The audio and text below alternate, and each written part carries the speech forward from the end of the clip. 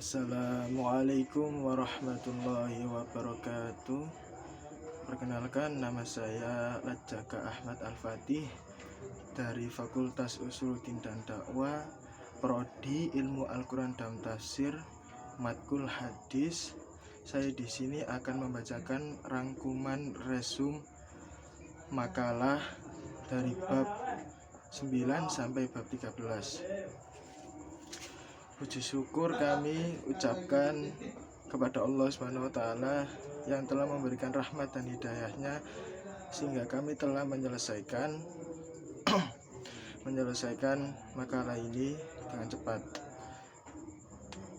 Hadis berkedudukan sebagai sumber hukum utama dan urutan kedua setelah Quran yang menjadi pedoman hidup umat Islam secara universal. Salah satu fungsi hadis yaitu sebagai penjelasan hukum dari ajaran-ajaran yang ada dalam Al-Quran. Umat Islam akan sulit memahami makna yang terkandung dalam Al-Quran tanpa melalui hadis sebagai petunjuk atau sebagai hikmah yang merupakan sabda Rasulullah SAW yang diriwayatkan oleh para sahabat, tabi'in, dan para ulama yang hidup pada 3 abad sepeninggalan Rasulullah. Problematik yang dihadapi umat Islam saat ini adalah masih banyak yang menjalankan syariat Islam dengan cara mengikuti dengan orang di sekitarnya tanpa memahami hadis sebagai pedoman dan sumber hukum. Pengertian Toni al-Rawi, tercelanya catatan perawi, yang dimaksud dengan Toni fi al-Rawi adalah sebagai berikut: mengkritik rawi dan menelitinya dari segi keadilannya, agamanya, kekuatan hafalannya, kehabitannya, dan ekonsistensinya. Faktor penyebab tercelanya seorang perawi, yaitu sebab-sebab tercelanya seorang rawi dilihat dari segi keadilannya. Sebab suka berbuat dosa, al-ghidhu, tertuduh suka berbuat dosa, fisik, suka berbuat bid'ah, menyembunyikan identitas perawi. Yang kedua, sebab-sebab tercelanya seorang rawi dilihat dari segi kedobitannya, banyak berbuat salah, jeleknya hafalan, pelupa banyak.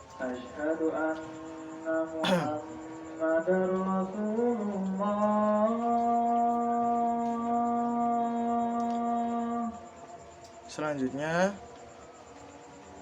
asyhadu anna Muhammadar Rasulullah.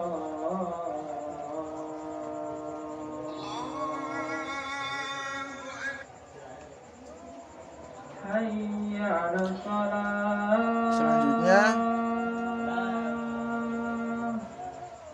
pengertian hadis.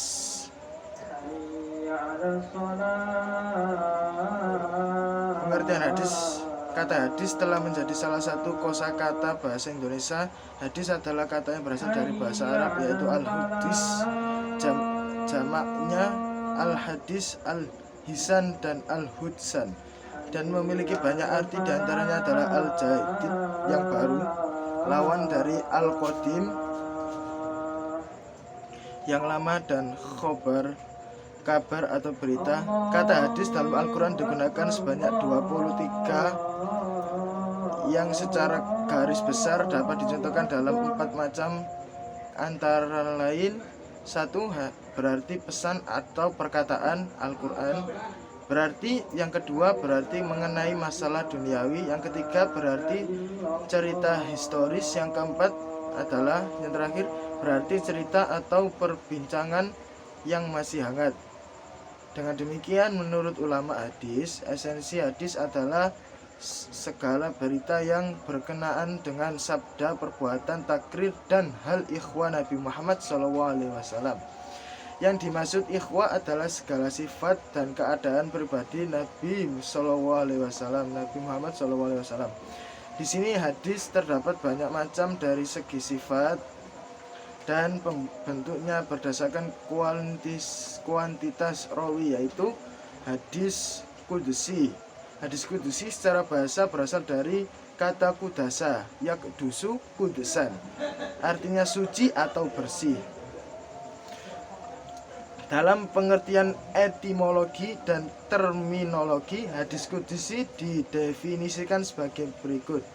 Secara bahasa, kata kudusi berarti suci, sedangkan menurut istilah, hadis kudusi adalah hadis yang disandarkan kepada Rasulullah dan disandarkan kepada Allah Subhanahu wa taala.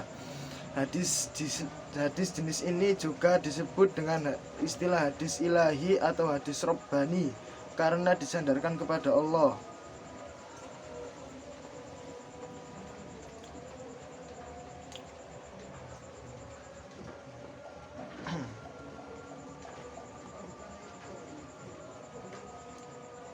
Yang kedua adalah hadis marfu.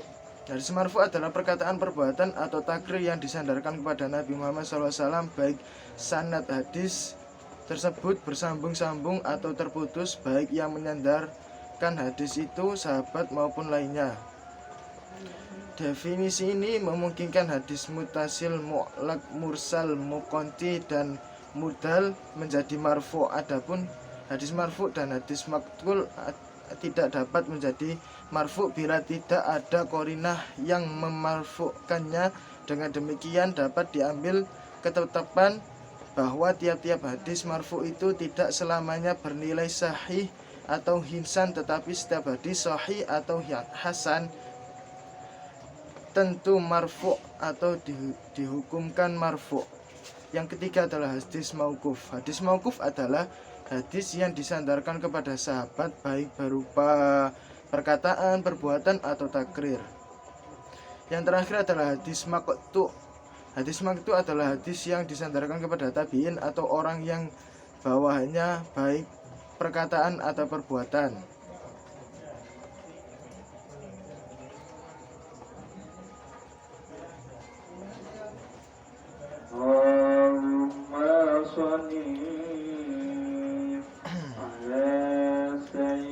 Pembagian hadis mardud karena perawinya tidak didelabit.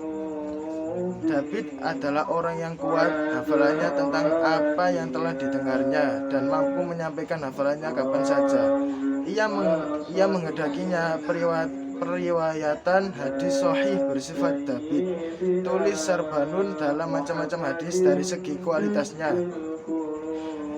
Pertama, hadis munkar. Secara bahasa, kata al-munkar adalah isim maf'ul dari kata kerja ankaro, yang berarti menentangnya atau tidak mengenalnya, dan kebalikannya adalah al-ma'ruf yang dikenal, yaitu yang dikenal. Dengan demikian kata al-munkar merupakan antonim dari kata al-ma'ruf. Al-Kunus al-Munhin. Syekh Al-Baikuni dalam Manzumah Baikuniyahnya mengatakan bahwa yang dimaksud dengan hadis mungkar adalah hadis yang perawinya sendiri dalam meriwayatkan, namun kekuatan hafalannya tidak menjadikan layak untuk bersendirian dalam meriwayatkan semisal riwayat tersebut. Yang kedua adalah hadis syaddi. Secara bahasa, syad artinya aneh, janggal, nyeleneh, beda sendiri, tidak sama dengan kebanyakan. Secara istilah, hadis syad adalah hadis yang diriwayatkan perawi yang makbul, lumayan sikoh, namun bertentangan dengan hadis lain yang diriwayatkan perawi yang lebih sikoh. Yang ketiga adalah hadis mu'alal. Hadis mu'alal adalah hadis yang pada lahirnya tampak terhindar dari cacat baik sanad maupun matan, tetapi setelah dilakukan penelitian secara mendalam dan dibandingkan dengan hadis lainnya, ternyata ditemukan kecacatan seperti menyambung yang mukonti memakrufan yang makruf dan lainnya yang serupa. Contoh hadis maklul ada pada sanad dan matan hadis yang diriwayatkan oleh Ibnu Majah, yaitu barang siapa mendapatkan 1 rakaat dari sholat Jumat dan sholat lainnya, maka telah mendapatkan sholatnya. Sekian dari saya, itulah rangkuman dari yang saya dapat dari makalah-makalah. Bila ada salah kata maupun salah pembicaraan, saya mohon maaf sebesar-besarnya. Akhirul kalam, assalamualaikum warahmatullahi wabarakatuh.